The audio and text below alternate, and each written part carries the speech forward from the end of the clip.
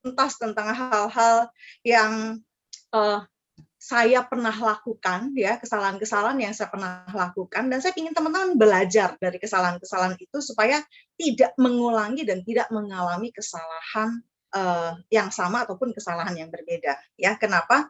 Karena setiap orang itu punya waktu. Ya, setiap kita punya waktu. 24 jam kita diberikan Tuhan dalam sehari, ya. Tergantung bagaimana kita menggunakannya, mengoptimalkannya, sehingga setiap waktu itu berharga. Setiap waktu itu ada nilai, ada value yang bisa kita berikan kepada orang lain atau juga kepada diri kita sendiri. Nah, hari ini kita akan sama-sama belajar tentang how to start it right and strong, ya. Saya izin share screen dulu. Oke. Nah, ini Rabu Plus Collapse. Ya, bukan collapse pingsan ya, collapse ya, kolaborasi ya. Ini start it right. Nah, teman-teman sekalian, izinkan saya memperkenalkan diri. Ya, mungkin di antara teman-teman ada yang sering lihat, cuma kan belum tentu kenal ya. That's why saya mau kenalan dulu ya. Nama saya Willy Hartarti T, bukan de ya. Orang keseringan ngomong bahasa Inggris, T-nya jadi de gitu ya. De Willis, T itu apa sih? Marga ya, dari papa. Saya lahir di Pekalongan, ya, jadi benar-benar numpang lahir doang sampai usia 4 tahun, kemudian saya diboyong sama mama papa ke Jakarta sampai dengan saat ini, ya. Tanggal lahirnya boleh dicatat 6 September, saya siap menerima apapun juga. Enggak, bercanda ya. Saya anak kelima dari 6 bersaudara, ya. Jadi nyaris bontot, ya, tapi nggak jadi bontot karena saya punya adik, ya. Kemudian orang tua saya dulunya adalah pemilik home industry. Kalau teman-teman tahu tuh setiap bulan puasa ya kan ada pacar Cina sekoteng. Nah itu orang tua saya tuh pembuat sekoteng atau pacar Cina. Jadi makanya setiap bulan puasa saya dan kakak-kakak saya kita ikutan sahur. Kenapa? Pada saat sahur kita mulai kerja ya karena itu benar-benar ordernya jadi banyak ya. Kemudian saya sudah menikah dengan Joni ya teman-teman tentunya sudah kenal ya dengan Joni dan dikaruniai satu orang putra bernama Ethan ya. Saya melalui jalur pendidikan yang wajar, maksudnya wajar lewat TK gitu ya. TK, SD, SMP ada di Battle ya. Kalau teman-teman mungkin pernah tahu ada sekolah Battle Jelambar, nah itu saya di situ ya. Sampai SMP, terus kemudian ketika SMA saya memutuskan bosen ya di satu sekolah mulu dari kecil sampai gede. Saya ingin berpetualang gitu ya. Jadi saya pindahlah ke sekolah negeri ya karena dulu berpikir oh sekolah negeri mungkin lebih murah kalau sekolah swasta lebih mahal gitu karena orang tua saya kan anaknya banyak cari biaya pendidikan tuh yang murah pokoknya biar anaknya penting bisa sekolah gitu kan di SMA negeri 2 jadi meskipun sekolah negeri saya cari yang sekolah negeri yang unggul favorit ya SMA negeri 2 tuh oke banget di Jakarta Barat kemudian setelah lulus SMA saya berpikir saya nggak mau bebani orang tua saya lagi untuk membiayai saya kuliah. That's why saya langsung memutuskan bekerja. Ya, saya pikir kerja setahun ngumpulin duit, habis itu saya bisa kuliah. Supaya apa? Supaya saya sekali lagi saya pingin nggak ngebebani orang tua saya. Ya, jadi pas udah lulus SMA, saya kerja dulu setahun ngumpulin duit buat bayar uang kuliah. Nah, saya pikir kalau kuliahnya dulu cita-cita pengen jadi dokter ya, cita-cita doang. Terus kemudian saya mikir lagi, mahal-mahal ya, pokoknya saya pengen cari kuliah yang murah tapi bisa belajar banyak hal yang bisa kepake di dunia kerja. Nah, kepilihlah sekretaris ya. Meskipun saya tahu tidak ada jenjang karir sama sekali di sekretaris, saya ambil ya. Aksen dari sekretaris itu ada di Petojo, kantor saya di Hasimasari. Jadi saya tinggal jalan kaki aja dari kantor. Itu setiap hari ya. Kemudian di usia 40 tahun saya memutuskan untuk kuliah lagi ya. Kuliah apa? Kuliah kependetaan ya di STTBI Jakarta ya. Kemudian kalau secara karir, tadi Pak Aldo udah sempat sebutkan karir saya background saya adalah karyawan profesional ya. Di awalnya ya itu tadi lulus SMA langsung jadi staf admin Bintang Merpati itu apa ya perusahaan kopi gitu ya. Terus kemudian saya ditarik ke anak perusahaan yaitu mesin fotokopi masih ada kopinya cuma ini ada fotonya gitu ya. Yaitu di Garuda Mas ya. Nah di situ posisi terakhir saya sebagai senior customer relation. Saya sempat mau dipromosi ya, tapi saya udah keburu keluar ya. Saya keluar karena saya memutuskan saya ingin maju nih udah lulus kuliah rugi kalau misalkan udah kuliah terus karirnya gitu-gitu aja. Maka saya memutuskan untuk cari pekerjaan di nggak nanggung-nanggung. Saya pilih multinational company Hewlett Packard Indonesia, ya. Saya pikir ya bisa ngomong kerja sambil ngomong bahasa Inggris kayak keren gitu, apalagi di daerah Sudirman gitu kan. Ya udah kerjalah di situ. Pindah kantor gajinya naik nggak? Enggak. Jujur nggak naik ya. Cuma menang prestis aja. Dan saya berpikir kalau di multinational company masa iya sih gaji gua nggak naik gitu kan. Ya puji Tuhan selama 5 tahun, hampir 6 tahun berkarir di sana, kenaikan gaji saya signifikan. Bahkan nanti ya kapan-kapan saya cerita, saya pernah mengajukan kenaikan gaji 100% dan itu disetujui. Ceritanya panjang, ntar aja kapan-kapan ya. Dan terakhir di Hewlett Packard sebagai channel manager, ya. Oke, nah itu kalau di dunia sebelum join di asuransi. Kemudian gimana ceritanya saya bisa sampai terjun ke dunia asuransi? Mungkin beberapa teman-teman udah pernah dengar bahwa di tahun 2009-2010 gitu ya, 1 tahun setelah saya melahirkan anak saya, jadi anak saya udah umur setahun gitu ya, saya lihat tumbuh kembang anak saya nih kayak nggak normal gitu ya, nggak ngelewatin merangkak langsung jalan gitu kan, terus mata nggak pernah fokus. Lantas saya bawa ke dokter, didiagnosa ada gejala autis. Nah dari situ harus melakukan terapi seminggu 2 kali. Nah saya udah nggak kuat tuh, karena saya berpikir seminggu 2 kali bolak-balik rumah kantor rumah kantor lagi, ke Rawamangun baru ke kantor lagi gitu. Terus saya bilang sama bos saya resign deh, saya mau ngurusin anak saya gitu ya. 6 bulan saya ditahan, nggak dikasih resign ya, sampai akhirnya saya bilang udah saya resign aja, saya bilang gitu ya, karena ini demi kepentingan anak saya. Dan setelah saya resign saya nggak betah, udah biasa kerja terus nggak kerja, nggak pegang duit pula ya. Nah terus ditawarin lah sama teman untuk join di Prudential ya. Sebetulnya saya kepingin nggak sih join di asuransi, enggak ya, cuma pada saat dijelaskan jenjang karir dan juga pertumbuhan income, suami saya bilang kenapa nggak join aja gitu. Ya udah join pakai nama saya dulu gitu ya. Terus setelah join jalan nggak? Enggak. Nah ini kesalahan pertama ya teman-teman ya. Ini sambil saya cerita teman-teman bisa sambil mencerna ya. Ini kesalahan saya pertama. Kenapa? Karena setelah join saya nggak langsung jalan. Saya masih asik dengan dunia saya sendiri ya. Kayak post power syndrome gitu. Habis kerja karyawan yang biasanya rutin tiap hari kerja terus tiba-tiba nggak kerja gitu kan.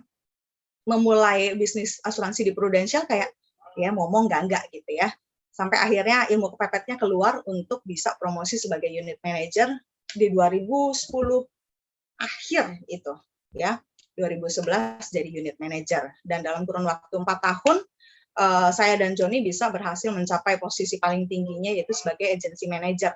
Di situ pula kami baru prestasi. Nah ini perhatikan ya teman-teman ya, perhatikan.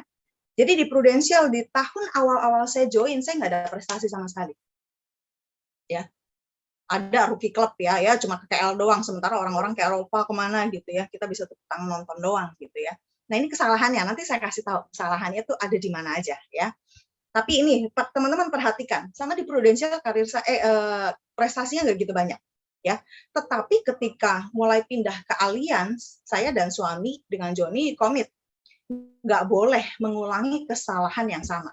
Kita pokoknya harus prestasi tiap tahun. Itu udah jadi kayak udah jadi kayak balas dendam gitu. Maksudnya, belajar kan dari kesalahan kan. Oh, maksudnya gini, ketika kita mulai yang nggak bagus, maka untuk menumbuh kembangkannya bukannya nggak bisa, tetapi effortnya luar biasa. Ya, that's why ketika pindah ke Allianz, kami mencanangkan tiap tahun jalan-jalan. Makanya tadi yang Pak Aldo bilang, ya betul ya, tiap tahun mau trip sekecil apapun kita dapat ya. Mulai dari KL, Bangkok, name it, semuanya kita dapat ya. Makanya di situ saya nggak berani tulis karena banyak banget teman-teman, setahun tuh bisa berapa kali jalan gitu ya. Pokoknya Premier Club tiap tahun, Champion Club tiap tahun. Terus ya puji Tuhan sebagai best trainer basic skill ya. Basic skill itu adalah tentang how to prospect, how to start, khususnya buat agent-agent baru ya.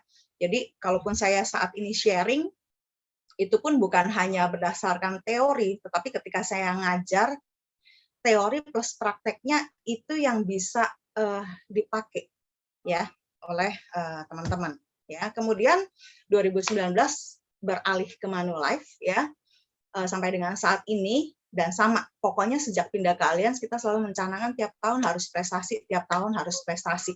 Bukan supaya buat titel, wah gue prestasi nih gitu ya. Enggak cuma buat pamer begitu teman-teman. Karena kita tahu di dunia asuransi yang bisa attract orang, yang bisa bikin kita jadi magnet, nggak ada siapa-siapa selain diri teman-teman sendiri.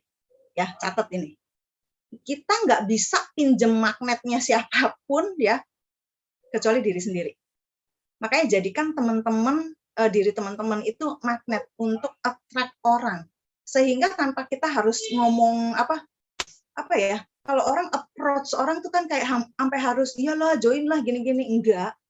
Orang akan lihat sendiri prestasi kita, orang akan lihat sendiri bahwa si Willis bisa kok ya prestasi pula, tiap tahun pula, berarti ini bisnis bisa dijalanin. Ya, itu message-nya. Berarti ini bisnis bisa dijalanin. Ya, kalau nggak ada yang prestasi sama sekali, orang juga akan ngelihat, lu aja nggak bisa, berarti gue juga nggak bisa, gitu ya. Nah, ini kesalahan, perhatikan ya, jangan fokus ke prestasinya. Saya ingin teman-teman belajar melihat hal-hal yang mungkin saya tidak sampaikan secara langsung, tapi teman-teman bisa mencerna. Ya, nah di Manulife di tahun pertama, puji Tuhan, ya. Tuhan kasih berkat banyak banget ya, Tuhan kasih berkat banyak banget ya, bisa achieve Star Club Gold Qualifier, Producer Club, MDRT pula. I think I am the first one ya to achieve MDRT di MAN ya, dan juga sebagai top recruiter nomor 1, top cases nomor 2, masuk dalam Billionaire Leader, masuk dalam kualifikasi NLC, Kuala Lumpur Contest, dan sebagai top producer EB, Employee Benefit. Ya, kalau teman-teman tanya EB itu apa? Group Health, Company, Corporate, ya, biar nggak bingung loh ya. Oke, kok bisa banyak begitu? Saya juga nggak ngerti ya, kok bisa ya? Dijalanin aja teman-teman, nggak usah mikir. Kadang-kadang kita suka kebanyakan mikir sih ya. Oke, nah saya akan awali dengan ini. Ketika kita merasa bahwa gue pingin nih ntar akhir tahun dapat achieve prestasi bagus gitu ya, berarti itu kan finish strong ya. Desember lalu kita baru lewati ya, bagaimana orang-orang nguber tentang bagaimana mengakhiri dengan kuat, mengakhiri dengan baik, mengakhiri itu dengan gilang gemilang gitu. Nah, kita kan lagi belajar juga tentang 7 habits. Habit yang kedua dari Stephen Covey dikatakan seperti ini, begin with the end in mind. Jadi ketika kita mau melihat garis finishnya, ketika kita ingin mencapai goalnya, berpikir dari situ terus kemudian mundur. Saya mau cerita aktivitasnya hari ini. Saya sengaja hari ini nggak kemana-mana ya, karena udah menjelang Imlek. Biasa kalau kebiasaan orang-orang Chinese itu bersih-bersih rumah ya. Saya udah pesan-pesan sama suami saya, hari ini saya nggak mau kemana-mana, saya mau bersih-bersih rumah. Terus habis itu saya ada jadwal rekaman. Habis rekaman, nah ini baru saya nongol, makanya tadi agak sedikit telat ya. Terus kemudian ketika bersih-bersih, itu kan mau dibersihin banyak ya. Bersihinnya tadi siang, saya mikirnya kemarin malam. Saya merenung dan saya lihat kamar saya. Kamarnya sih sebetulnya nggak gede-gede amat. Saya mikir, besok gue mulai dari mana? Gue pingin hasil akhirnya seperti apa? Ya, makanya saya mikir, gue pingin hasil akhirnya seperti ini, berarti gue harus mulai dari sini. Supaya apa? Supaya saya nggak mau begini loh. Abis bersihin yang bagian sini, terus bagian sini, terus kan ke bagian sini ya. Terus ntar sini kotor lagi. Nah, saya nggak mau kayak begitu tuh. Kalau ini udah bersih, dan. Ini bersih, dan. Gitu ya. Jadi saya nggak kerja 2 kali. Begin with the end in mind. Simple. Cuma bersihin kamar doang. Nah, ada berapa banyak dari teman-teman ketika teman-teman hendak melakukan sesuatu, teman-teman ngerjain itu enggak? Ya, ngerjain itu enggak? Contoh misalkan, mau ketemu klien, mau ketemu nasabah, mikir enggak hasil akhirnya seperti apa? Ya, kalau orang asuransi kan bilangnya visualisasi. Enggak, saya mungkin bukan bahasanya visualisasi ya. Saya akan bahasanya adalah I have my own system. Ya, kalau lu pengen hasil akhirnya begini, berarti lu harus create sistem bagaimana supaya hasil akhirnya tercapai. Kayak gitu. Ya, that's why ketika ini nih saya bukan ngebanggain diri sendiri atau gimana ya, karena saya yakin ini hanya butuh teman-teman butuh waktu berhenti sejenak, mikirin sistemnya, mikirin step by step-nya. Setiap Natal saya di gereja ditunjuk sebagai ketua acara gitu ya. Jadi yang merancang acara, mengkonsep acaranya, terus pengisi-pengisi acaranya gimana, alur acaranya supaya klimaks, supaya tidak anti klimaks, terus supaya ketika orang selesai ikut Natalan tuh, wah gitu ya, mereka get something dan mereka benar-benar apa ya, diberkati gitu. Saya selalu mikir kayak gitu. Gue pingin nih orang pulang tuh dapat kesannya begini. Karena nih temanya begini. Ntar habis itu acaranya berarti habis dari sini ke sini. Aduh, kok nggak enak ya, diubah lagi. Itu semua terjadi dalam pikiran saya. Belum saya omongin ke orang. Ya, that's why kalau teman-teman bisa mau menyediakan waktu untuk sejenak aja mikirin kayak begitu, saya yakin teman-teman, ketika teman-teman ketemu klien untuk jadi nasabah ataupun untuk jadi calon agent, effort teman-teman tidak akan begitu berat. Kenapa? Karena teman-teman udah well prepare, teman-teman udah tahu nih, pokoknya di menit kesekian gue udah harus ngomong begini. Kalau dia ngomong begini, gue udah siap, gue akan ngomong begini. Dan gue tahu ketika dia mereaksi begini, gue harus begini. Kayak seolah-olah teman-teman pernah nonton film apa ya, yang Inggris itu yang detektif apa ya, dia udah bisa memperkirakan, ini penjahatnya begini, gue bakal begini, penjahatnya begini, gue bakal begini, kayak gitu. Ya, always begin with the end in mind. Supaya apa?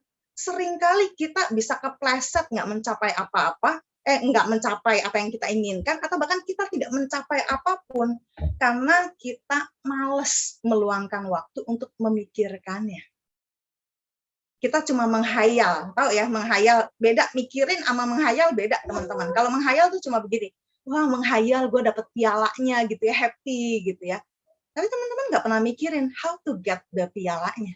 Gimana supaya gue dapet pialanya? Oh, targetnya segini, kan kemarin kita udah goal setting ya, targetnya segini, terus gue mau jual produk ini, dipikirin teman-teman, dipikirin tuh benar-benar mateng. Oh, kalau gue mau jualan mission atau mie action, calon nasabah yang tepat siapa ya, yang kita kenal kayak gitu, benar-benar mikirinnya sampai sedetail itu, maka saya yakin aktivitas teman-teman akan menjadi amat sangat efektif.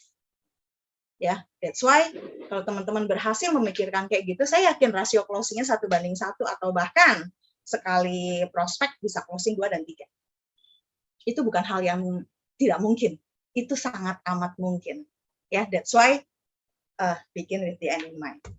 Ketika pertama kali di 2020, saya ingat banget ya, waktu itu Komeng atau Cilindal ya, saya lupa nanya. Ciwilis nanti kalau misalkan akhir tahun mau maju dapat piala, mau ambil berapa piala? 4, saya bilang. Saya mau ambil 4 piala. Piala apa? Jujur saya nggak tahu, belum tahu. Saya mau ambil piala apa, saya nggak tahu. Ya. Nah, teman-teman dilihat di situ ya, pialanya ada berapa? Ada 4 ya. Actually sebetulnya saya dapat 5. Salah satunya MDRT yang di tengah itu. Tapi piala Dariman saya dapat 4. Saya nggak tahu. Saya mau dapat piala kategori apa, saya jujur saya belum tahu. Ya, tapi saya udah mencanangkan dalam hati, gue dapat 4 piala. Dan sambil berjalan, sambil akhirnya kita memonitor, oh yang ini gue udah pasti dapat, udah dapat 1 piala gitu ya, gold Star Club. Terus kemudian untuk billionaire partner, waduh waktu itu kayak masih kurang syaratnya gitu ya. Tapi karena saya udah tahu saya bakal dapat, ya udah dikejar. Dicari bagaimanapun caranya, dicari teman-teman ya, 2, 3, 4, dan akhirnya saya malah dapat 5. Salah satunya tambahannya adalah MDRT.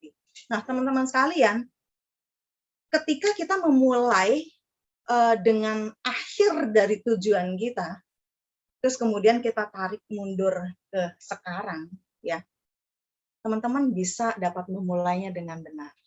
Seringkali kan kita begini ya, teman-teman pernah nggak sih? Tuh kan, nyesel tuh gue. Harusnya gue tadi ngambil jalan itu. Kenapa kita bisa nyesel? Karena kita nggak pernah pikirkan, kalau ambil jalan itu resikonya apa, plus minusnya apa, ambil jalan ini resikonya apa, plus minusnya apa. Dan akhirnya berujung dengan penyesalan. Ya, nah ini mumpung masih awal tahun. Ya, masih awal tahun, minimalkan segala kesalahan-kesalahan atau kekonyolan-kekonyolan yang kita buat sendiri. Ya, jangan sampai.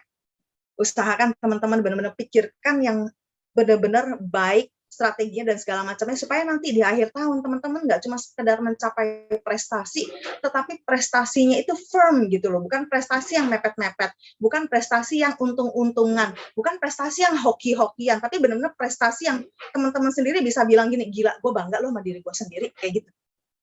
Kenapa? Karena teman-teman tahu prosesnya, effortnya teman-teman tahu persis.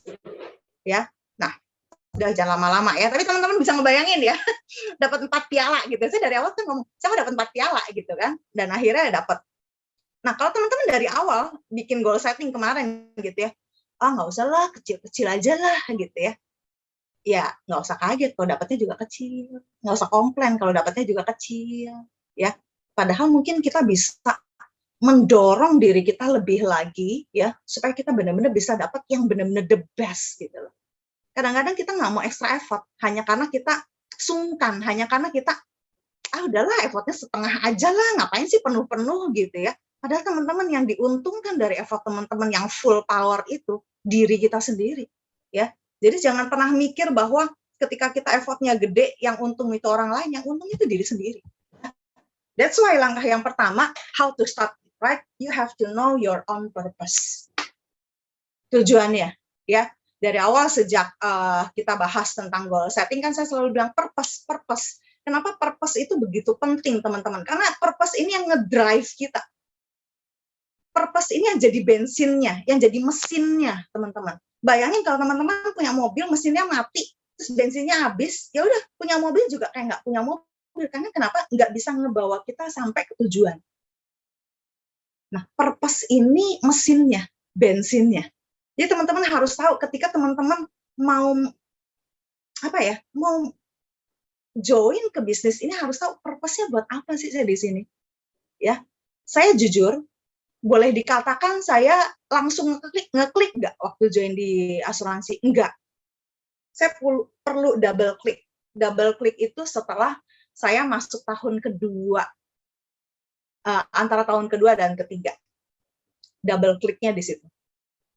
Lama banget ya, iya makanya jangan sampai kayak saya. Nah ini kesalahan yang kedua, ya jangan sampai kayak saya teman-teman. Butuh double kliknya itu tahun kedua atau tahun ketiga, telat banget. Orang udah prestasi kemana-mana, orang income-nya udah gede kemana-mana, saya masih di bawah aja, ya. Nah saya ingin teman-teman belajar dari kesalahan saya. Saya nggak merasa ini aib, karena saya tahu bahwa tidak semua orang benar-benar siap ketika mereka join terus langsung mau jalanin asuransi. Saya paham, ya. That's why saya perlu ungkapkan semua kesalahan-kesalahan yang pernah saya lakukan. Karena bagi saya ini bukan aib, tapi ini suatu pembelajaran supaya teman-teman jangan ngalami kayak saya. Ya, saya bayar harganya telat, teman-teman. Mungkin kalau saya bisa bayar harga lebih awal, prestasi saya jauh lebih banyak, mungkin. Ya, that's why saya ingin teman-teman belajar. Nah, tahu dulu purpose teman-teman. Ya, purpose itu apa tujuan? Ya, jadi jangan sampai tujuan teman-teman join di sini tuh minjem. Nah, ini minjem nih lucu ya. Minjem kok bisa minjem? Iya. Kan seringkali mungkin teman-teman ketika diajak join ke bisnis ini ya, mungkin sama perekrutnya dibilang, iya ntar income lu bisa kayak gue nih, sekarang income gue 100 juta per bulan nih, contoh ini contoh ya.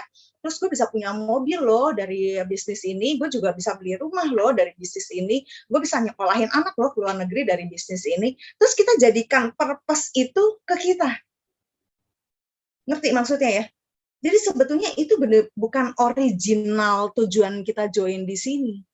Itu awal kesalahan saya gitu. Saya ngeliat, wah hebat income-nya gede, wah hebat bisa punya mobil mewah, wah hebat bisa beli rumah sendiri.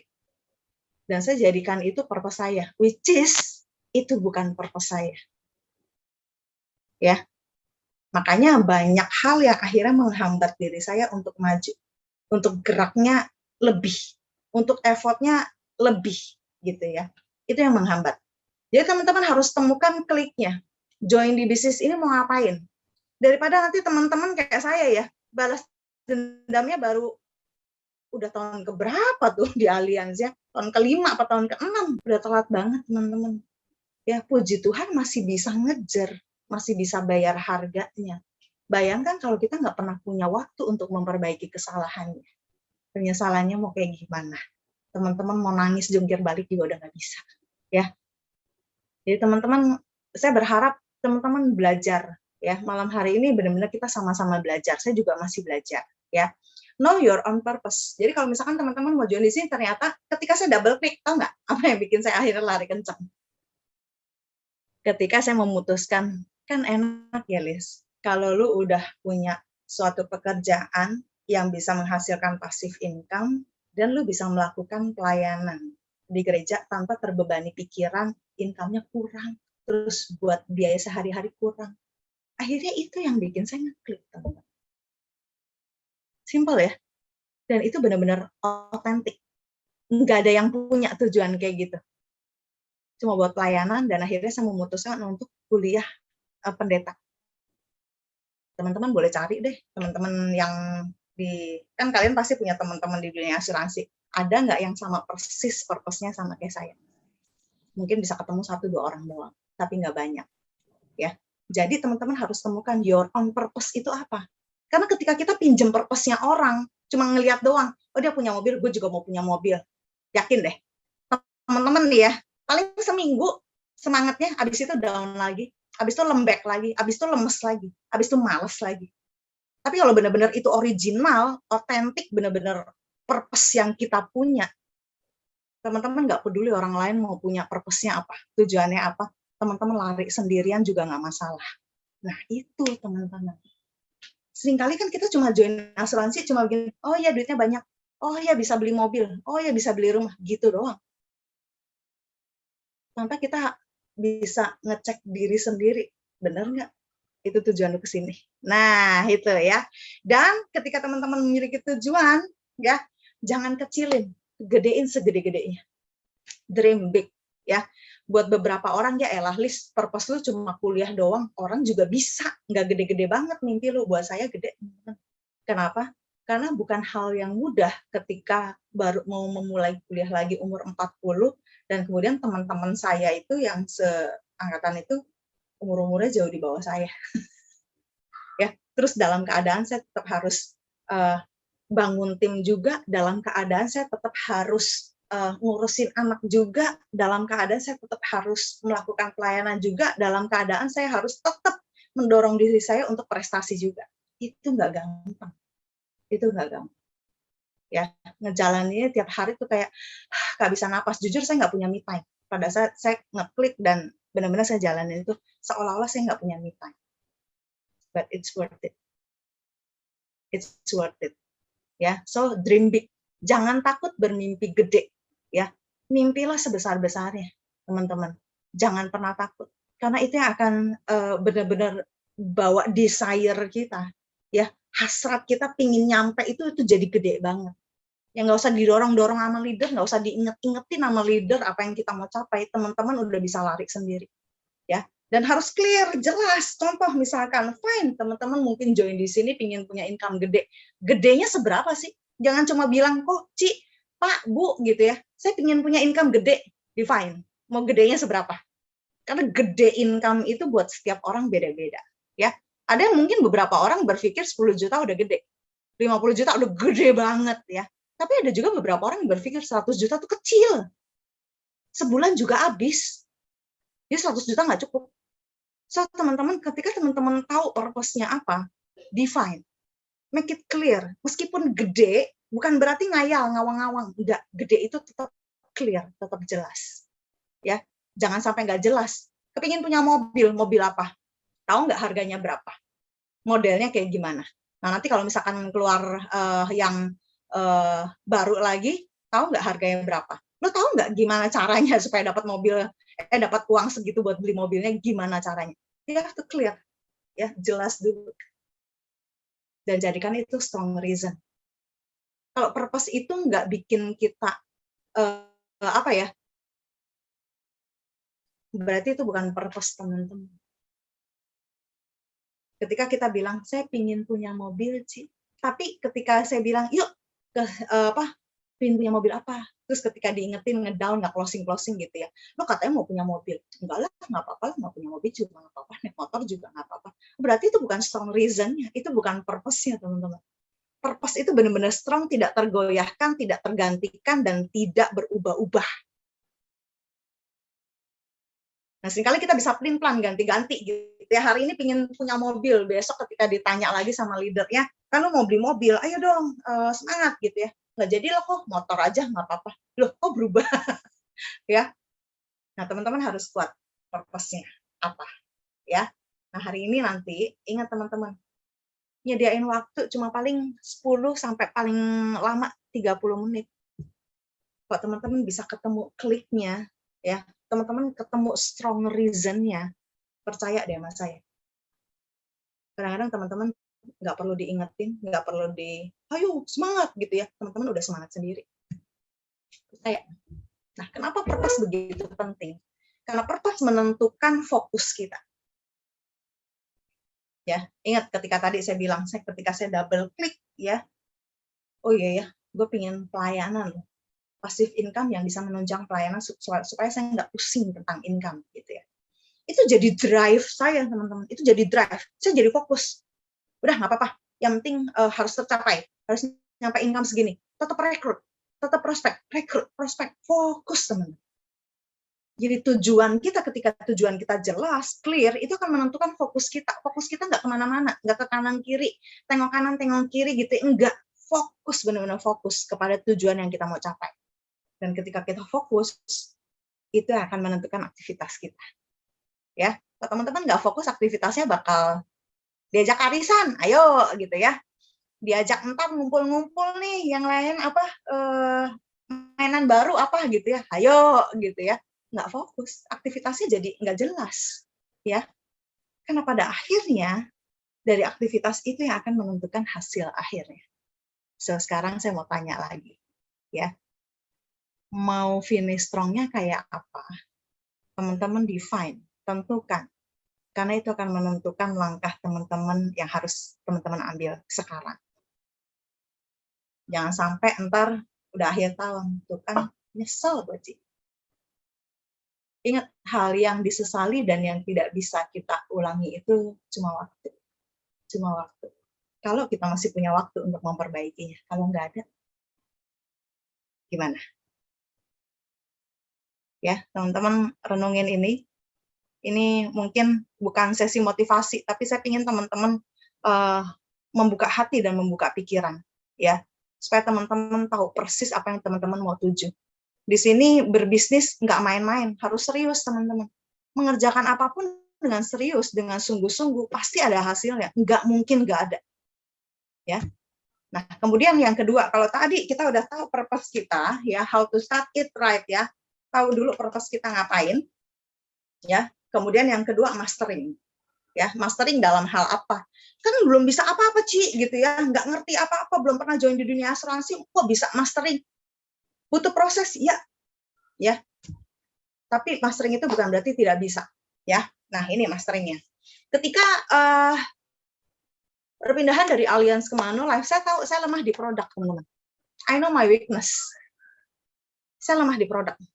Kayaknya untuk memahami produk itu lelet banget, lemot banget. Dan saya harus akui itu. Kenapa? Kalau saya self denial gitu ya.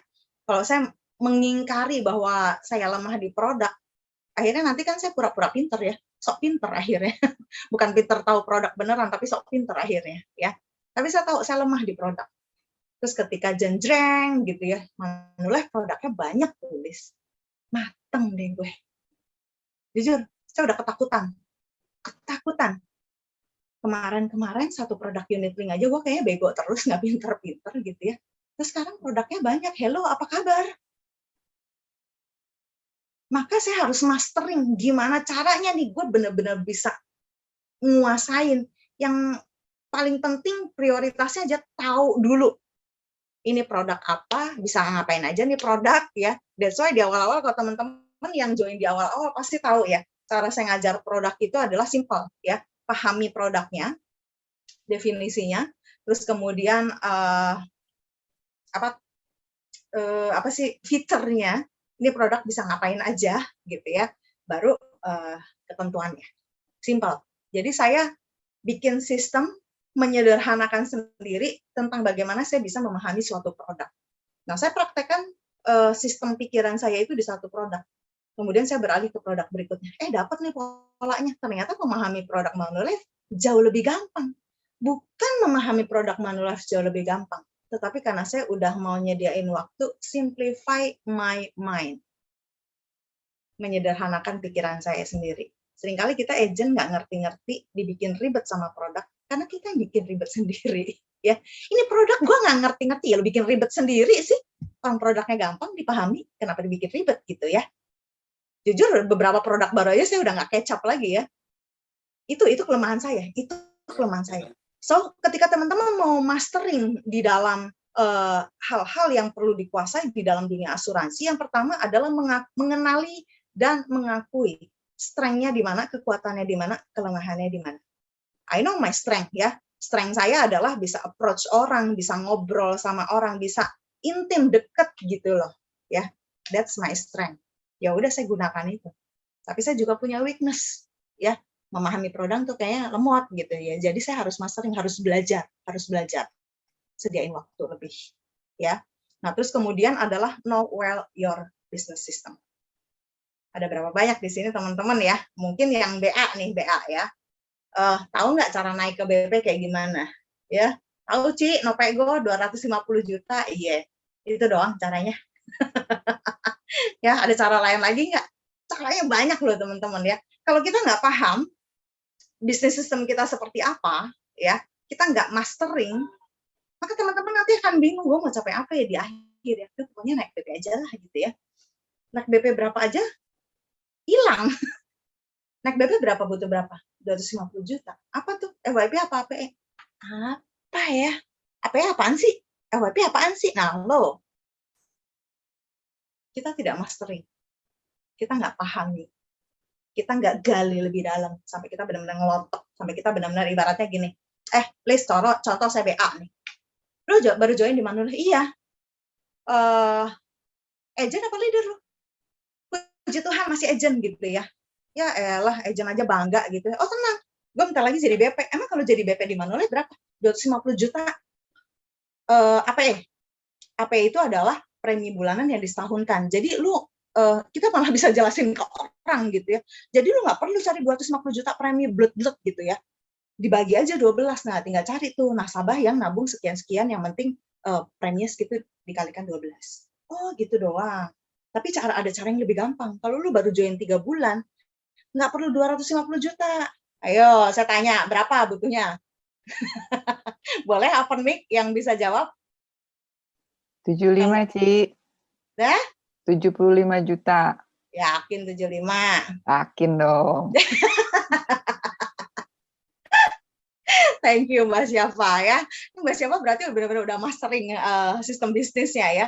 Nah, teman-teman harus pahami ya. Oh, ternyata ada loh cara lain, nggak cuma 250 juta, 75 bisa, 100 bisa, 125 bisa, 150 pun bisa.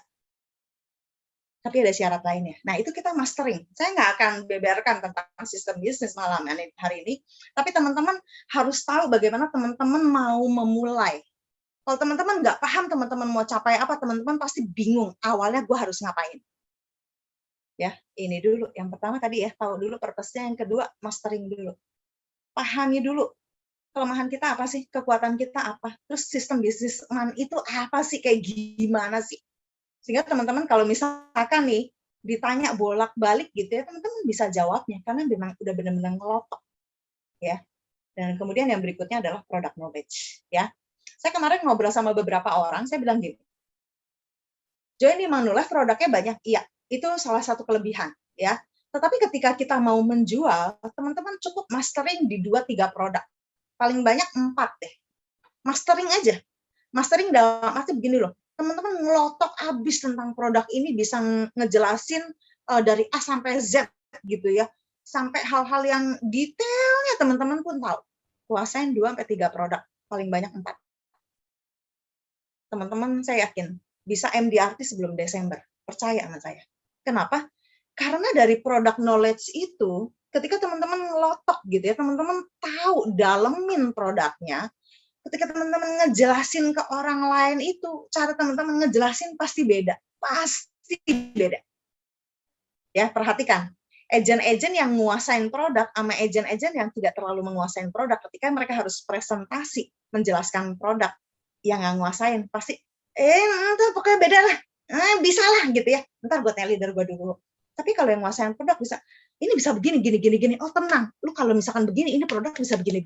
Kita bisa percaya diri, kita bisa convince orang, kita bisa meyakinkan orang, dan bahkan kita bisa meyakinkan bahwa produk ini cocok sama dia. Itu bedanya.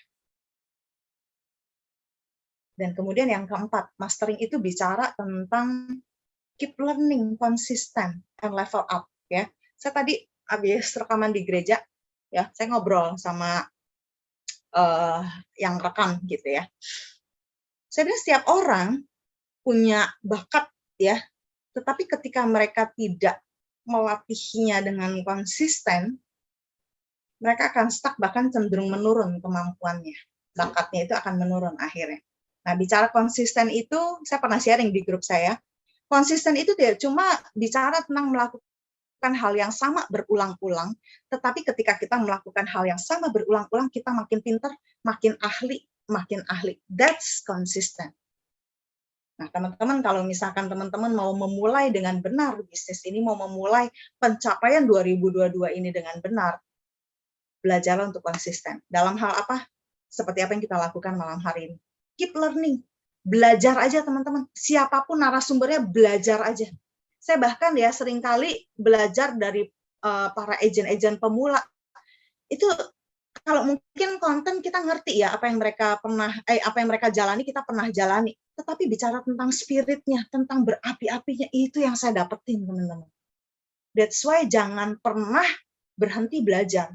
Dan ketika kita terus belajar, pastikan kita belajar itu kita level up. Jangan cuma belajar aja, tapi nggak naik-naik kelas juga. Pemahaman kita juga nggak naik-naik, pengertian kita nggak naik-naik, nggak nambah-nambah, nggak nambah pinter bahasanya kayak gitu. Ya, jadi keep learning and level up. Kalau keep learning kita nggak level up, something wrong sama cara belajar kita. Ya, so itu yang kedua, mastering. Ya, mastering itu kita harus kenal dan mengakui. Kadang orang kenal kelemahannya apa, tapi mereka nggak mau mengakuinya. Ya, jadi kenal dan akui kekuatan kita di mana, kelemahan kita di mana, dan pahami sistem bisnis dari My Alpha Network. Ya, kriterianya apa aja, term conditionnya seperti apa, kalau gue mau achieve ini syaratnya apa aja, kalau gue mau achieve ini syaratnya apa aja, sehingga dari waktu ke waktu teman-teman bisa memonitor, oh FYP-nya udah achieve, oh ternyata ininya belum. Oh ini udah achieve, oh ternyata ininya kurang dikit. Oh ini udah achieve, ininya kurang. Kenapa? Karena teman-teman tahu rule of the game-nya seperti apa. Kalau kita nggak paham, akhirnya kita kalah terus, ya. Dan kuasain product knowledge, ya. Nggak usah banyak-banyak. Paling banyak saya bilang berapa? 4 aja. Ya, paling banyak 4. Kuasain dan terus ulang jualan itu aja terus coba. Ya, pasti bisa. Oke? Dan keep learning and level up. Oke. Nah, yang berikutnya adalah belief. Belief, teman-teman. Kalau teman-teman mau memulai dengan benar, teman-teman harus yakin dulu. Harus percaya dulu. Nah, percaya sama siapa gitu ya. Percaya yang pertama adalah sama diri sendiri. Percaya sama diri sendiri bahwa teman-teman bisa, bahwa teman-teman mampu mencapainya, bahwa teman-teman mampu mengerjakannya. Kalau ditanya, lu sanggup, lu yakin lu mampu nyampe startup, mampu MDRT gitu ya. Semua orang jawabannya amin, amin gitu ya. Padahal dalam hati dak-dikduk ketar-ketir, nyampe nggak ya, nyampe nggak ya, gitu ya. Nah, teman-teman harus yakin, harus percaya, nggak cuma sekedar bisa nyampe-nya, tapi bisa ngerjainnya. Bayangkan, untuk mendapatkan MDRT, contoh ya, untuk mendapatkan MDRT, wah FYP-nya harus di atas 500 juta gitu kan. Terus kita pikir, berapa klien tuh ya? Terus jual produk apa kok bisa 500 juta gitu kan. Sedangkan mungkin kita lihat network kita, aduh kayaknya orang nabung gopean semua nih, 1 jutaan semua nih, untuk dapat 500 juta sampai kapan gitu ya. Nah teman-teman harus yakin dulu. Ketika kita sudah mencanangkan apa yang kita mau capai, yakin bahwa kita bisa mencapainya dan kita bisa mengerjakannya. Karena kalau keyakinan bahwa kita mampu mengerjakannya itu tidak ada, tiap kali teman-teman prospek, teman-teman nggak ada confident ketika mau meyakinkan calon nasabah dia harus ambil produk ini. Ketika kita mau meyakinkan calon agent, lu udah nggak salah join di tim gua, lu udah nggak salah join di Manulife, lu nggak salah join di My Alpha Network. Keyakinan itu pudar. Ya, jadi yang pertama harus yakin, percaya itu diri kita sendiri. Ya, yang kedua adalah yakin sama leader. Ntar kalau ada waktu tanya ya sama leadernya ya, lo kenapa sih rekrut gue? Tanya aja, tanya. Tanya aja. Saya yakin leader teman-teman merekrut bukan karena teman-teman pengangguran. Bukan karena teman-teman gak ada kerjaan. Bukan karena teman-teman, ini kayaknya ini orang udah semplungin aja lah biar rame. Bukan untuk itu teman-teman direkrut. Bukan untuk itu teman-teman diajak ke sini untuk jadi partner, untuk kita partnership, ya, rekan kerja. Untuk apa? Untuk ngebangun bisnis bareng-bareng. Yang namanya kita ngajak orang untuk jadi partner, berarti levelnya lebih rendah, lebih tinggi atau sama? Pasti sama, teman-teman. Ya, pasti sama. Meskipun mungkin teman-teman direkrut ya, jadi generasi satunya, generasi 2, 3, dan lain sebagainya. Teman-teman sedang diajak untuk menjadi sama levelnya, yaitu sama-sama bisnis partner. Ya, namanya aja bisnis partner. Ya, partnership. Kita setara, kita sama. Ya. Jadi di sini nggak ada yang lebih, wah lu lebih tinggi, gue harus hormat gitu ya. Enggak. Respect itu udah value, general value ya buat umat manusia ya. Bukan karena urusan kerjaan doang kita baru respect, enggak. Ya. Jadi di sini kita equal. Jadi percayalah sama leader Anda bahwa ketika teman-teman diajak ke sini, karena mereka melihat teman-teman itu mampu. Teman-teman itu bisa. Ada potensi yang teman-teman belum gali. Ada potensi yang teman-teman belum optimalkan. Ya, jadi percayalah sama diri sendiri, percayalah sama leader. Dan ketika leader kasih arahan begini, ikutin dulu teman-teman. Mungkin kadang-kadang ya, ini saya juga pernah ngalamin. Kadang-kadang, leader lu nggak kenal gue tuh nggak bisa, suruh ngomong kayak begitu nggak bisa. Tapi percayalah, ikutin aja dulu. Ikutin aja dulu. Meskipun mungkin itu kayak bukan gue banget gitu. Ikutin aja dulu teman-teman. Percaya sama saya, ikutin aja dulu.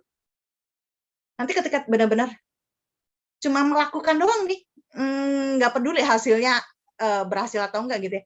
Yang penting melakukan aja. Teman-teman akan dapat sesuatu. Ya, saya nggak mau kasih tahu sesuatunya itu apa. Tapi teman-teman akan dapatkan sesuatu. Lakukan aja. Ya, seringkali ya bicara tentang trust, bicara tentang keyakinan, bukan bicara tentang ujungnya berhasil atau tidak. Tetapi ada trust apa enggak.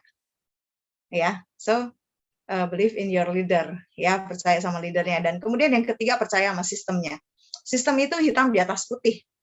Ya, jadi nggak ada yang bisa apa ya dimain-mainin bahasanya ya.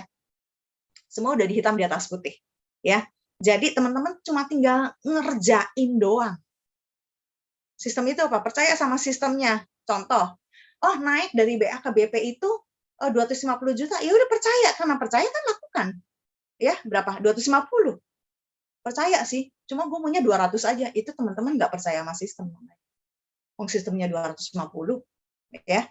Jadi percaya sama sistemnya, ya. Dan percaya bahwa sistem itu yang bisa membawa teman-teman bisa menjadi pebisnis asuransi yang berhasil. Kemudian percaya sama company-nya. Ini hal yang di luar kendali kita. Wah, contoh gitu ya. Emang bisa nih Manulife diandalkan nih, urusan klaim dan lain sebagainya nih, gitu ya. Nah, ini kebetulan saya lagi handle klaim dari beberapa tim saya ya, klaim early death ya. Buat saya pribadi, bukan karena ini bukan nasabah saya, ya. Tapi dari beberapa pengalaman saya menangani klaim, saya belajar untuk trust company. Sambil saya juga menjaga trust dari nasabah. Ya, oke, fine. Ini company mau prosesnya kayak gimana? Yang penting saya paham dulu alasan company melakukan ini buat apa gitu ya. Dan kalau menurut saya udah nggak make sense, saya bisa fight. Nah itu kita jadi jembatannya. Kalau teman-teman percaya sama company-nya, karena company itu juga bagaimanapun pingin tetap profit, pingin tetap maju, pingin angkanya juga naik, omsetnya juga naik, nggak mungkin dia melakukan hal yang berlawanan dari hal itu. Nah itu teman-teman yang harus percaya. Contoh, ini Manulife nih pasti nggak bayar klaim nih, pasti nggak bayar klaim. Kira-kira kalau tiap kali klaim Manulife nggak bayar, Manulife masih ada nggak sampai saat ini? Saya mau tanya.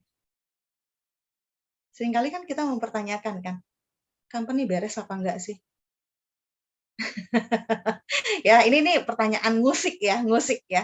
Karena seringkali kan kita gitu kan, kita lebih cepat ngomong, nih company-nya nggak beres nih gini-gini. Karena kita belum percaya sama sistemnya, sama company-nya. Cara mereka mengelola seperti apa, ya. Jadi teman-teman percayalah bahwa company itu bagaimanapun mereka mau tetap profit, mereka mau tetap bertumbuh, mereka pingin juga omsetnya naik, bahkan Manulife pingin jadi nomor 1. Jadi nggak mungkin mereka melakukan hal-hal yang bisa bikin mereka berlawanan dari apa yang mereka mau capai. Ya, kemudian yang berikutnya adalah believe in the product. Percaya sama produknya. Nggak mungkin teman-teman ngejelasin produk tapi teman-teman ragu. Contoh, ngejelasin MyoHC gitu ya. Pak, Bu, ini kartu rumah sakit sesuai tagihan. Lu yakin lu sesuai tagihan, Lis? Iya ya. Company apa nggak rugi ya? Ntar saya tanya dulu lah, Pak. Itu bisa closing mungkin bisa, tapi lama gitu ya. Karena kitanya nggak yakin, kitanya ragu.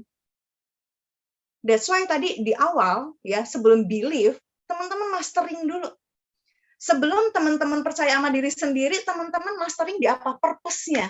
Sebelum teman-teman percaya sama sistemnya, teman-teman mastering di bisnis sistemnya. Sebelum teman-teman percaya sama company-nya, teman-teman mastering di mananya? Di produknya. Baru teman-teman bisa believe. Dan ketika teman-teman udah tahu purpose-nya, ya, terus kemudian udah mastering apa yang teman-teman harus mastering, ya, kuasai, baru teman-teman yakin. Dan ketika 3 ini udah ada, saya yakin teman-teman dengan gagah berani terjun ke lapangan, ketemu nasabah, dan siap untuk ditolak. Dan nggak ada yang bisa menghalangi itu. That's belief. Nah, ini yang terakhir. Karena kan udah terakhir, udah jam berapa nih ya? Saya nggak lihat jam lagi. Ini yang bikin kita kadang-kadang deg-degan, dak-dikduk, ya, yaitu action. Tapi nggak tahu ya, agen-agen baru zaman sekarang masih deg-degan nggak ya kalau pengalaman pertama kali mau ketemu nasabah ya. Dulu zaman-zaman awal saya ketemu, jadi agen, mau ketemu nasabah tuh deg-degannya setengah mampus gitu ya. Terus lidah mau ngomong itu jadi keluh, jadi kayak keriting di dalam gitu, nggak bisa keluar, nggak bisa ngomong gitu. Nggak tahu agen-agen baru zaman sekarang gitu nggak ya? Apa karena zamannya berubah jadi beda gitu groginya ya? Saya nggak ngerti sih. Tapi itu kadang-kadang yang bikin kita jadi nggak pede untuk action. Tetapi ini tips dari saya. Nggak pedenya teman-teman, ya. Udah kayak, udahlah ini bukan gue banget. Gue nggak biasa ketemu orang. Gue nggak biasa ngomong sama orang face to face gitu ya, 4 mata. Terus gue nggak biasa meyakinkan orang ngomong manis-manis basa-basi. Kerjain aja teman-teman. Soalnya itu saya. Saya dulu nggak biasa ketemu orang ngobrol gitu 4 mata face to face.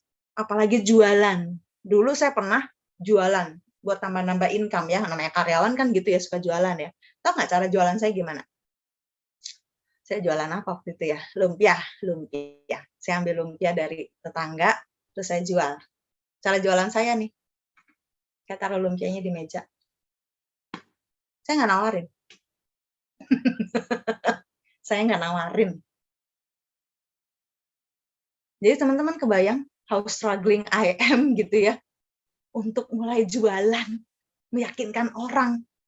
Orang cuma lumpia makanan, cuma bilang, lumpianya enak, makan ya, buat sarapan ya, buat jajan ya, buat snacking gitu ya. Enggak tuh, saya enggak. Sampai ada yang bilang, ini lumpia punya siapa nih? Terus teman saya nyolek gini, Lis, tuh ada yang nanya. Udah lu aja yang jawab. Saya yang jualan, teman saya yang suruh jawab. Teman saya bilang, ini nih si Lis yang bawa lumpia nih. Harganya berapa? Harganya berapa, Lis? Goceng. 5.000. Kebayang nggak teman-teman? Kebayang nggak? Itu dulu saya begitu. Dan terus sekarang ketika join di asuransi harus jualan, harus jelasin produk, harus ibaratnya manis-manis ngebuka mindset orang bahwa produk ini bagus dan lu harus ambil dan lu harus ambilnya dari gua. Itu perjuangan untuk saya mengalami perubahan. Tetapi kalau saya nggak pernah mulai action, nggak akan ada Wilis yang sekarang. Ya, and apa ya? Ya saya jadi bisa berbangga dengan diri sendiri. You make it gitu ya, you made it gitu ya. Ternyata lu bisa, Lis, gitu. Kadang-kadang kita memang harus mendorong diri kita sendiri sampai benar-benar sampai batas yang kita merasa gua nggak mau. Hajar terus, terobos teman-teman. Karena ketika teman-teman menerobos apa yang teman-teman pikir nggak mampu, nggak bisa, teman-teman pasti bisa. Kita seringkali ragu sama diri sendiri soalnya. Ketika mau mulai action aja kita ragu. Maka teman-teman nggak akan dapat apa-apa. Kalau buat actionnya aja ragu, teman-teman nggak akan dapat apa-apa. Dan akhirnya di akhir tahun teman-teman cuma bisa nepokin tangan doang. Masih bagus bisa nepokin tangan. Artinya apa? Teman-teman masih exist di month.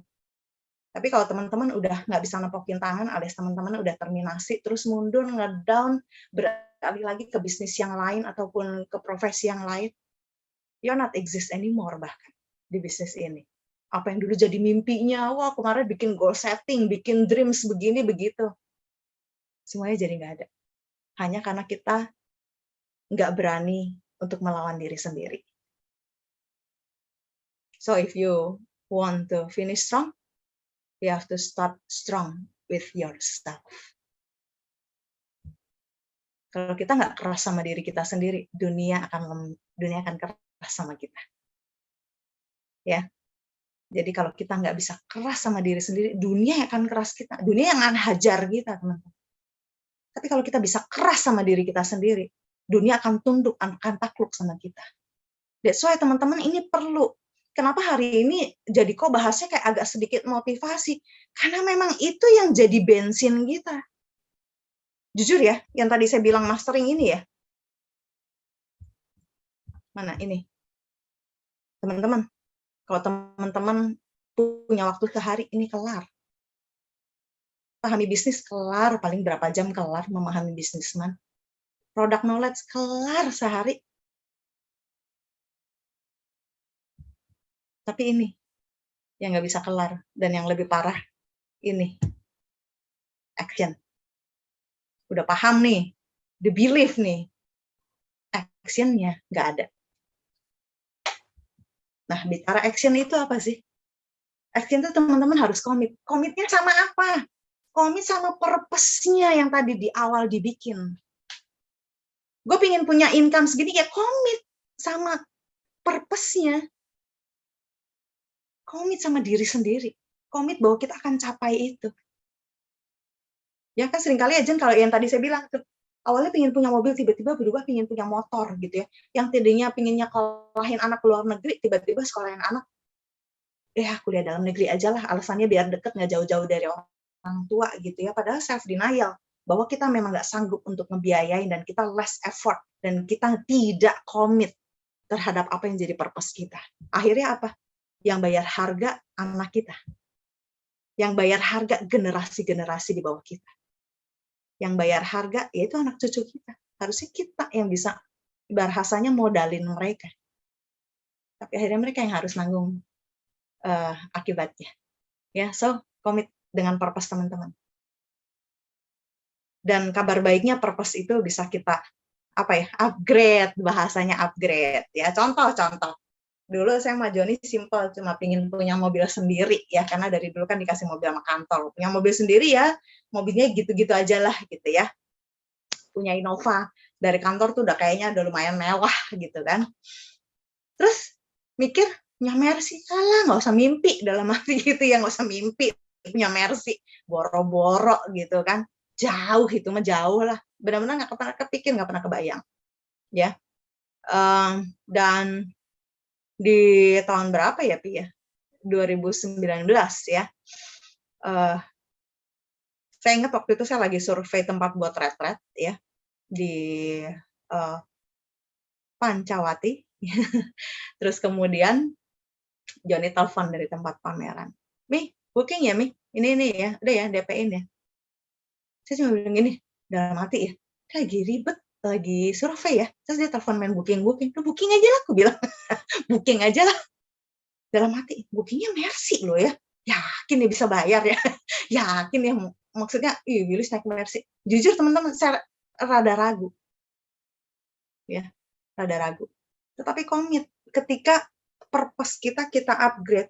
Oh, ternyata yang tadi saya bilang, kalau kita udah berani menembus keterbatasan kita akan temu lagi batasan berikutnya, tembus lagi, ketemu lagi batasan, tembus lagi. Maka teman-teman benar-benar bisa mendapatkan versi terbaik dari diri teman-teman sendiri. Jauh lebih baik dari yang sekarang.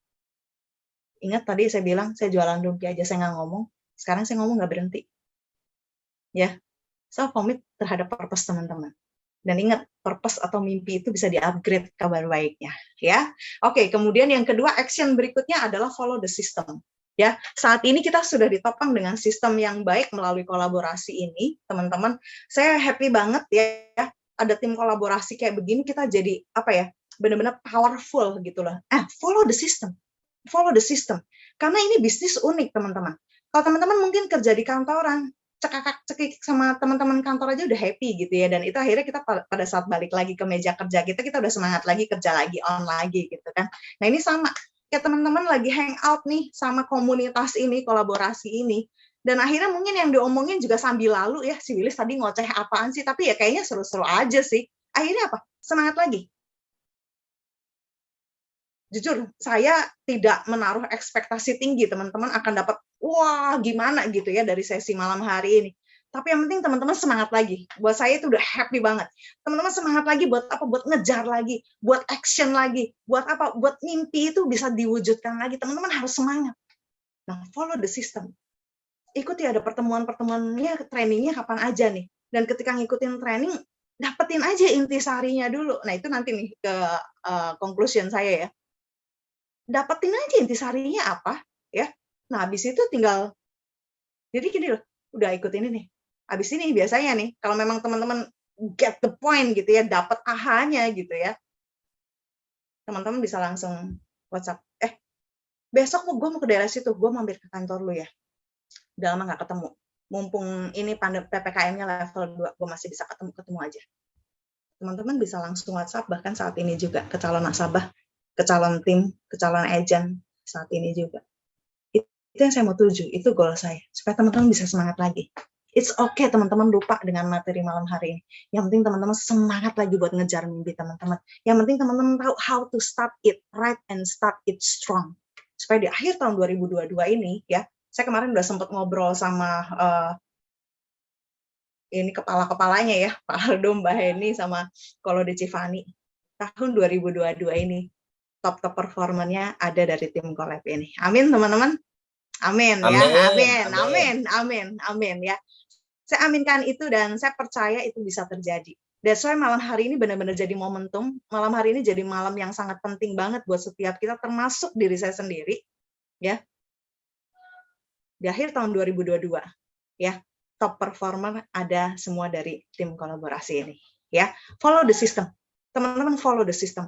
Mungkin kadang-kadang di dalam ikut acara grup kayak gini teman-teman nggak dapat apa, it's okay. Yang penting teman-teman hadir. Kenapa? Karena ketika teman-teman hadir, nih, ini rahasia ya. Kan dari dulu saya selalu dibilang begini sama leader saya ya. Follow the system, yang penting datang aja training. Padahal dalam hati, ya lu nggak tahu, gue udah bete banget, bosan banget ngikutin materi yang sama berulang-ulang gitu ya. Saya nggak pernah tahu reason-nya, saya nggak pernah tahu why-nya kenapa saya harus terus ikut training materi yang berulang-ulang disampaikan, terus saya harus ikut terus, saya nggak pernah tahu reason-nya. Dan akhirnya saya ketemu reason-nya, ketemu sendiri. Saya bilang gini sama diri saya, lu tahu Lis, kenapa lu harus duduk di training yang sama berulang-ulang, materi yang sama berulang-ulang, bahkan mungkin ketemu trainer yang sama, ngomongin hal yang sama berulang-ulang. Lu tahu nggak kenapa? Karena lu sedang berusaha untuk tetap eksis. Karena lu sedang berusaha untuk tetap komit sama apa? Sama mimpi lu. Dan dari sejak saat itu, teman-teman, training itu jadi satu hal yang menggairahkan. Ya, meskipun saya tahu, udah tahu lah ngomonginnya itu lagi. Tapi itu menggairahkan. Ya, jadi teman-teman follow the system. Meskipun bosan, hajar, datang aja teman-teman ya. Karena dengan demikian teman-teman sedang mengapresiasi diri sendiri, engkau sedang komit dengan mimpimu, engkau sedang komit dengan purpose-mu, engkau sedang komit dengan apa yang jadi cita-cita keluargamu. Follow the system, ya. And at the same time, teman-teman sedang recharge, ya. Recharge, ikutin trainingnya, dapetin motivasinya, dapetin info-info terbaru, dapat update-update terbaru, ya. Dan bicara follow the system juga bicara tentang bahwa kita ya paham sistemnya, contoh ya. Kalau di sistem dapat startup itu targetnya contoh ya, yang paling kecil berapa? 188 ya, Bang. Saya 160 aja deh.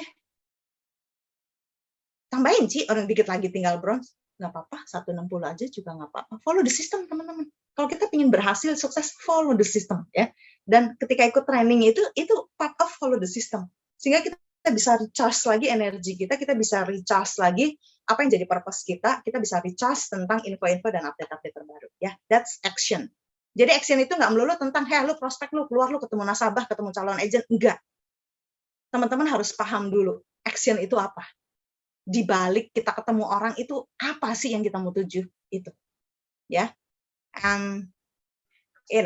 Ini bicara praktisnya, prakteknya kayak gimana sih? Benar-benar mau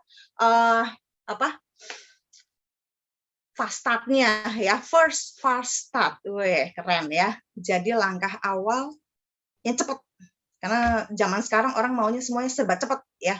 Pingin dapat startup cepat kalau bisa 3 bulan gitu ya, platinum, MDRT kalau bisa cepat 3 bulan gitu ya. Nah ini teknis teman-teman yang mungkin basic banget ya. Makanya tadi dari awal saya bilang ya, saya itu trainer khusus untuk basic skill ya, karena saya suka ya ngajarin orang buat langkah-langkah awal pertama gitu. Kalau udah jago nggak usah diajarin teman-teman ya, yang basic itu yang susah ya. Nah langkah pertama adalah bagi teman-teman entah itu mau merekrut ataupun mau prospek, lakukan role play. Udah nggak zaman Ciwilis, zaman sekarang role play, please deh teman-teman. Emang lu kalau nggak role play, emang langsung bisa lancar ngomong sama nasabah, sama calon agent? Saya balikin, ya. Boleh dikatakan pertama kali saya bisa lancar untuk prospek, itu karena role play. Latihan. Ya, latihan. Cara ngomongnya begini, intonasinya, terus cara natap orang, cara duduknya, posisi tangannya, kalau memang harus menjelaskan presentasi dan lain sebagainya. Itu role play dulu, belajar dulu. Sama ngerekrut juga ternyata perlu role play. Ya, saya waktu itu ingat banget sama Joni, saya bilang gini, kali ini rekrut gue yang ngomong, gue mau presentasi. Nah, saya role play dulu nama diri saya. Ntar gue mau jelasinnya dari sini ke sini, dari sini ke sini. Ntar kalau misalkan nih orang background-nya kan ibu rumah tangga, berarti gue harus ngomongnya dari sisi ini, terus ntar nyambungnya ke sini. Itu saya role play sama diri sendiri. Sehingga pada saat saya ngejelasin ke orang, ketemu sama orang, saya udah nggak gagap, saya udah nggak grogi, saya tahu persis apa yang saya mau sampaikan ke dia, dan saya memastikan message itu nyampe. Ya, nah habis role play action, langsung praktek, ketemu orangnya langsung. Ya, kemudian evaluasi dari tadi yang gue ngomongin sama yang gue role play ada beda nggak ya? Atau gue kebanyakan micin nih, jadi orangnya enek gitu ya? Atau kurang garam, jadi orangnya juga nggak appetite, nggak nafsu makan. Evaluasi teman-teman. Ya, kemudian setelah dievaluasi dan kita tahu ada kesalahan-kesalahan yang kita lakukan, beranilah untuk berubah. Seringkali kita udah evaluasi, tapi kita nggak ubah. That's why hasilnya tetap sama. Saya udah prospek orang, berapa banyak? Pokoknya banyak, tiap hari 5 orang. Setelah dievaluasi, iya saya kurang begini nih. Terus besoknya melakukan ke 5 orang yang berbeda, gitu lagi. Jadi hasilnya sama lagi. Ya, dare to change. Ya, beranilah untuk berubah. Oke? Dan setelah itu, repeat. Mulai lagi dari atas. Role play lagi, action lagi, evaluasi, dan berani berubah kalau memang harus ada yang diubah. Ya, so itu cara simpelnya untuk memulai dengan cepat dan dengan benar, ya. Karena kalau kita nggak ada persiapan, ya beda kalau memang teman-teman udah jam terbangnya tinggi, ya. Nggak ada persiapan itu udah hafal luar kepala gitu lah. Udah ibarat kata nyetir merem aja nyampe gitu. Tapi kalau belum pernah ada jam terbang sama sekali, lakukan role play, ya, lakukan role play. Oke? Kalau males role play sama leadernya, role play sama diri sendiri, direkam, terus dengerin, gue ngejelasin gini enak nggak ya, gitu ya. Kalau teman-teman bisa nilai diri sendiri dan jujur ya, kalau nggak jujur, ya udah. Nah, the last ya, digest. Pengen teman-teman punya waktu sebentar, ini enak ya, digest itu kan mencerna ya, mencerna. Ini ada croissant sama kopi, ya, latte. Teman-teman mencerna apa yang baru saja teman-teman dengarkan, ya. Termasuk saya juga, saya sedang mencerna apa yang saya baru sampaikan. Dan saya ingin sebelum teman-teman leave dari Zoom ini, teman-teman boleh ambil handphone, teman-teman boleh ambil kertas, teman-teman tuliskan. apa yang akan teman-teman lakukan setelah ikut session malam hari ini? Do it. Silahkan. Action plan-nya apa? Sambil kita digest.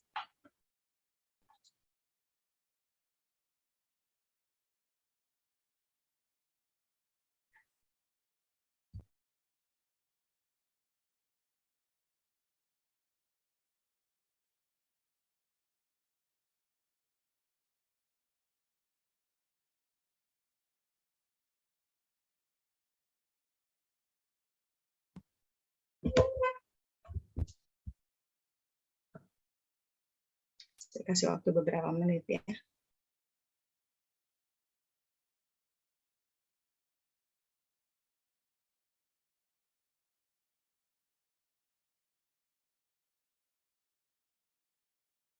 Dua orang.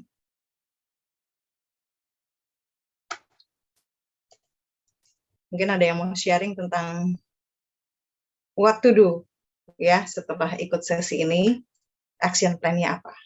Karena seringkali kita ikut terpesona doang. Wah, ternganga-nganga gitu ya ikut sesi motivasi. Tapi kita lupa, habis ini gue ngapain ya? Nah, teman-teman harus tahu, kalau udah ikut sesi, sesinya bagus banget loh. Tapi kalau dapat sesi bagus banget, terus teman-teman nggak tahu harus ngapain. Akhirnya kembali lagi ke rutinitas seperti yang kemarin kita kerjakan. Hasilnya akan tetap sama. Ya. Mungkin saya boleh minta share dari Pak Michael. Ya, Pak Michael, boleh Pak sharing ke kita hasil dari mencernanya berujung dengan action plan-nya seperti apa?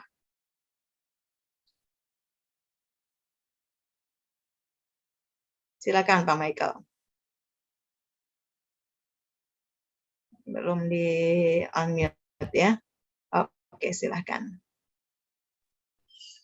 Ya, silakan Pak Michael. Halo? Ya, kedengeran Pak. Oh iya, iya. Iya, saya mesti sering ini lagi, Bu. Ikut training-training belakangan, saya kurang aktif di training. Jadi, mesti di-set lagi goal saya, mesti semangatnya dibangkitkan lagi.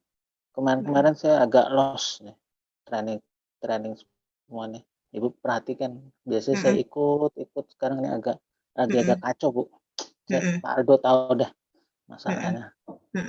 Jadi saya mesti recharge lagi lah, ngeset semuanya ulang lagi, Bu, gitu. Oke, great. Semangat ya Pak. Iya Bu.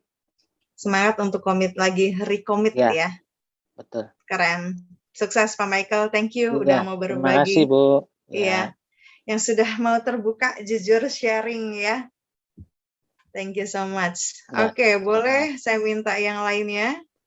Ci Willy, saya mau nanya dulu boleh nggak? Oh boleh Mbak Syafa.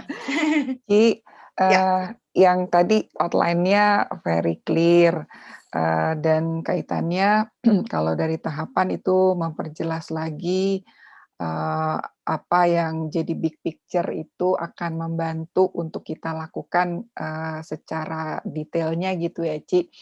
Cuma di awal tuh tadi Ci Willis singgung take time to visualize. Nah, boleh nggak Ci? Saya tuh kan pemula nih, Ci Willis sudah kalau 10 tahun tuh lebih ya, 10 tahun lebih ya. Boleh nggak Ci di-sharing gitu ya, ketika Ci Willis take time, mau prospek nasabah nih, nasabah gitu ya, contoh-contoh yang Ci Willis ambil waktu untuk visualize, sehingga kita nggak ngomong closing ya Ci, tapi kita itu kemudian berhasil membangun relationship yang bagus dengan calon nasabah tersebut. Padahal sebelumnya calon nasabah itu udah deh, gue udah punya gitu. Ini kan pasti cuma kesehatan atau apa gitu. Pokoknya ada penolakan gitu ya Ci.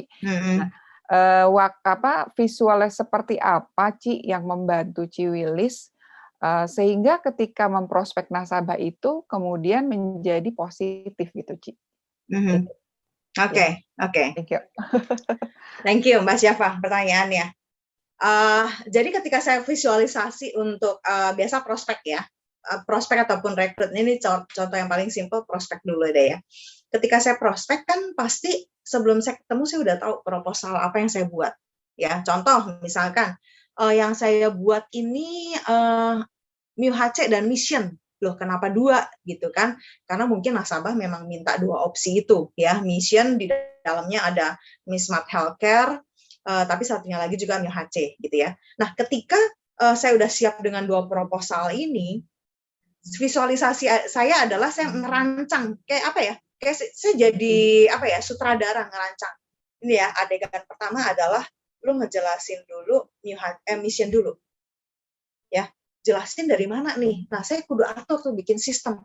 Gue jelasin dari mana dulu ya? Dari premi dulu, dari akuisisi dulu, dari manfaat kartu rumah sakit dulu, apa dari mana nih? Kayak gitu. Nah, saya baca-baca. Itu padahal ketika saya ngelihat proposal gitu ya, saya nggak baca. Saya lagi ngebayangin doang. Saya emang orangnya tipikal ngebayang ya. Ngebayangin. Gue kalau ngomong kayak begini sambil nunjuk ini, terus nada bicara gue kayak begini nih. Harusnya sih kena nih. Itu ya. Terus pilihan kata apa nih yang pas pada saat saya ngomong contoh yang mission ya. Kelebihan mission adalah kalau lu misalkan ngambil unit link dalam suatu saat lu harus maaf kata cuti premi, di sini lu bisa ambil manfaat cuti preminya. Beda dengan MUHC, tapi MUHC juga punya kelebihan sendiri. Nah, itu bahasa, pilihan kata, intonasi, saya harus ngomong itu di bagian mana, itu saya udah set. Di menit keberapa ibaratnya kayak gitu ya. Jadi yang pertama saya harus jelasin ini dulu ini. Itu saya visualize. Sambil saya ngebayang juga besok ketemu nongkrongnya di sini. Berisik nggak ya? Pas gue ngomong kayak gitu ya. Terus kalau pas gue ngomong kayak gitu pelayannya datang ngasih minum atau ngambil piring, kayaknya gue kudu ngulang lagi tuh ngomongnya tuh. Sampai sebegitunya saya visualize. Ya. Sampai akhirnya saya memvisualisasikan ketika saya harus nyodorin pen untuk tanda tangan. Ini kalau kita bicara manual dulu ya. Berarti kalau dia udah kasih buying signal nih kayak gini-gini nih, nah itu udah saatnya ngasih pen. Terus lantas saya ketika visualis kayak gitu biasanya saya bukan sedikit saya berdoa, Tuhan pas momen tanda tangan please itu pelayan jangan bolak-balik, kondisinya jangan berisik. Ya, karena kan kadang-kadang itu mau tanda tangan pelayannya ngambil piring lah, nanyain mau nambah apa lagi Bu, jadi hilang momennya gitu ya. Saya berdoa di situ, ya. Terus saya udah yakin, udah fix nih saya bakal ngomong gini. Oke, udah, saya pede. Udah tinggal habis itu konfirmasi, entar jangan lupa ya kita ketemu di sini jam segini kayak gitu, ya. Bahkan kadang-kadang di waktu yang amat sangat mepet, ya, saya belum sempat visualisasi. Contoh di mobil kan saya emang nggak nyetir gitu ya. Saya sempat lihat sebentar gitu proposalnya tentang gue harus dari poin ini pas ngomong ini nih gue harus tekanin kayak begini nih. Oke, dan udah sebegitunya aja Mbak Syafa. Saya emang bukan tipikal ribet ya, jadi ya udah gitu aja. Dan selebihnya ya saya cuma bisa berdoa Tuhan, kalau emang ini closing hari ini puji Tuhan, nggak closing juga puji Tuhan, ya. Karena saya yakin ini part of my process. Ini bagian dari proses saya. Udah itu aja. Jadi saya ketika prospek nggak ada beban. Ini harus closing nih gitu ya. Omset gue masih kurang banyak nih gitu. Nggak jadi beban. Itu aja sih Mbak Syafa. Jadi emang kayaknya nggak ribet sih saya. Itu doang. Oke. Jadi visualisasi dari apa yang memang menjadi pengetahuan yang harus kita siapkan ya, Ci ya. Sehingga itu bisa menjadi bahan nggak blank gitu ya ketika ngomong kita yang leading conversation-nya ya. Right, betul. Alright. Thank you, Ci. Sama-sama. Oke. Nah, tadi kan saya masih nanya-nanya nih soal digest ya. Boleh nggak nanya ke Ondo bisa open video nggak? Ondo ini ada di luar kota soalnya. Ondo. Ya, Ci. Ya, setelah dengan sesi ini, digestingnya, action plan-nya berikutnya mau ngapain?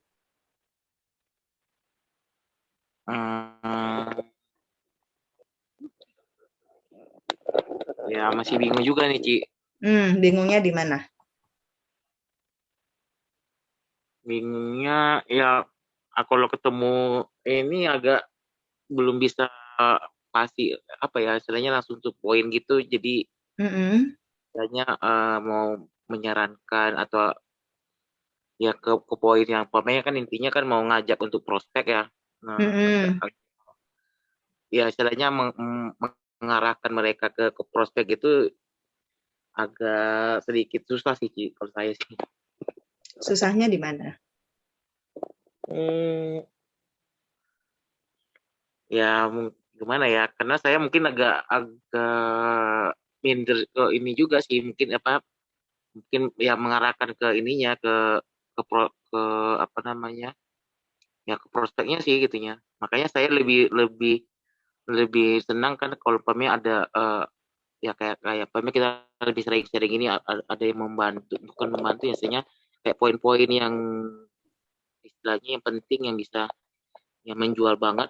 Nah, kalau pas kena dengan klien itu mungkin agak bisa masuk gitu loh. Jadi mungkin data ya kayak database case mungkin seperti itu sih, mungkin lebih mau saya perbanyak dulu gitu loh. Oke. Berarti action plan-nya sebelum benar-benar mastering untuk dalam hal prospek, Ondo mau balikin lagi nih ke list namanya ya, untuk siapa-siapa aja sih yang bisa mulai di approach lagi, pendekatan lagi gitu ya Ondo ya. Oke, kalau great. Sama memang sih itu sih bisa aja sih, cuma kadang-kadang ya itu tadi kan kalau kita langsung ke prospek gitu ya agak jadi ya kayak biasalah penolakan itu pasti gini apa namanya, oh lu ini ya kan, jadi maunya sih gimana caranya supaya case seperti itu kan, gimana sih yang cara buat ngajak mereka supaya setidaknya tidak terlalu ya to point kali tapi bisa mengerti gitu loh intinya seperti itu sih. Oke, ngajak juga siap. lu mau nih kan kayak gitu. Rata-rata kayak gitu akhirnya mental kan gitu ya. Gimana caranya ngajak tapi nggak nembak gitu ya, sehingga orang nggak langsung nolak. Ya. Oke. Nah, nanti tinggal ikutin kelas berikutnya aja. Yang penting malam hari ini Ondo udah tahu setelah ikut sesi ini apa sih yang gue harus kerjakan pertama kali. Ya, berarti pertama kali tadi Ondo udah menyebut ya, mau lihat lagi list namanya. Mungkin entah mau ada yang mau diubah, ditambahkan, direvisi, dan lain sebagainya. Langkah pertama ya. Nah, dari situ ntar berarti Ondo pingin apa nih? Gimana caranya ketika prospek itu, nah itu kan berarti action plan-nya. Setelah ini Ondo akan belajar bagaimana cara prospek yang enak, elegan, nggak berasa orangnya dijadiin target, tapi orangnya tetap mau menerima, puji Tuhan, kalau misalkan ujungnya closing gitu ya. Oke. Iya. Nah, berarti nanti tinggal ikutin kelas-kelas berikutnya aja, Ondo. That's why kenapa kelas ini dibikin parsial-parsial ya. Rabu ini kita fokuskan untuk yang motivasi, Sabtu untuk yang benar-benar prakteknya, teknisnya, gitu ya. Nah, itu nanti kita makin lama makin bisa komplit, lengkap, kayak gitu. Ya, thank you Ondo udah sharing, nanti tinggal di pertajam lagi, jadi jangan tinggalin training-trainingnya, ya, karena ini udah kolaborasi, udah sangat powerful, narasumbernya udah banyak. Nah, saya rasa malam hari ini cukup dari saya, ya teman-teman sekalian. Saya berharap apa yang dibagikan berguna, bermanfaat, dan yang tadi saya bilang, goal saya adalah yang penting teman-teman semangat lagi ya, jangan sampai loyo, yang penting semangat aja.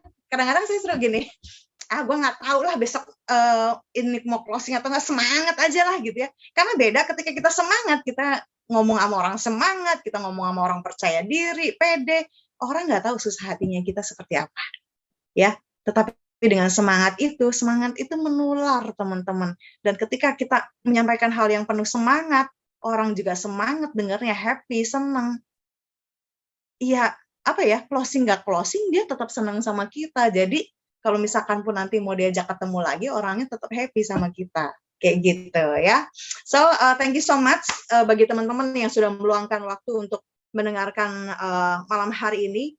Saya berharap kita semua bisa memulai dengan baik, dengan benar, sehingga apa yang jadi goal setting kita, apa yang jadi purpose kita itu bisa tercapai, dan tidak lupa kita terus libatkan Tuhan ya sebagai umat manusia yang beragama, bukan hanya beragama ya, tapi kita percaya tentang keberadaan Tuhan, ya kita percaya bahwa hidup kita, rezeki kita, segala hal Tuhan yang atur.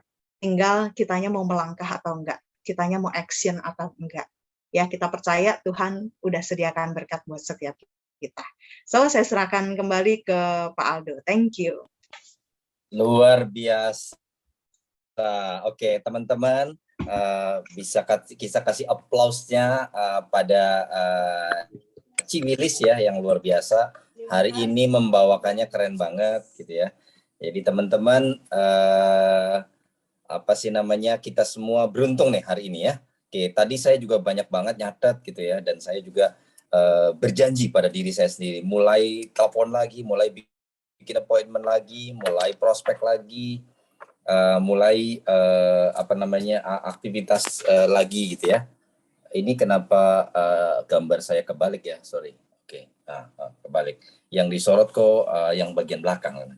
Oke, jadi rekan-rekan sekalian, tadi saya banyak nulis dan dalam satu ininya ya, tadi udah dibilangin bahwa rekan-rekan tadi saya kalau nggak salah tadi saya sempat mencatat ya bahwa ini harus ini dulu ya, bentar ya teman-teman ya, maaf. Saya harus Oke, jadi rekan-rekan sekalian, bila tadi saya simpulkan adalah Ciwilis tadi mengatakan bahwa bila kita punya purpose, kalau kita punya tujuan, maka tidak ada seorang pun yang akan menghalangi langkah kita. Ya, jadi teman-teman mesti punya tujuan dulu di bisnis ini, mau ngapain? Mau ngapain sih di bisnis ini? Banyak orang yang cuma mungkin saya nggak tahu ya, tapi menurut saya kalau ini memang menjadi tujuan Anda, harusnya tidak main-main di sini, karena kan ini keputusan hidup. Ya kan, kalau keputusan hidup itu kan tidak boleh main-main. Ya, bisnis ini juga ngajarin kita semua, tidak penting orang lain percaya kita mau sukses atau enggak. Bahkan 1.000 orang, 1.000.000 orang, bahkan semua orang tidak percaya kita sukses, tidak akan membuat kita gagal. Kita akan sukses. Tapi ada satu orang yang akan membuat kita gagal, yaitu orang yang di depan cermin Anda, orang yang duduk di bangku Anda. Dia bisa menjadi orang hebat, atau dia bisa menjadi orang yang menakutkan, atau dia juga bisa menjadi biang kerok dari kegagalan Anda. Dan itulah diri kita sendiri. So 1.000 orang, 1.000.000 orang, semua orang tidak percaya sama kita. Kalau kita sendiri percaya, maka selamanya akan percaya, teman-teman sekalian. Dan belief itu penting banget. Ya, jadi sebelum kita mengakhiri nih ya acara ini, tentunya pengennya sih kita ada foto ya, boleh nggak?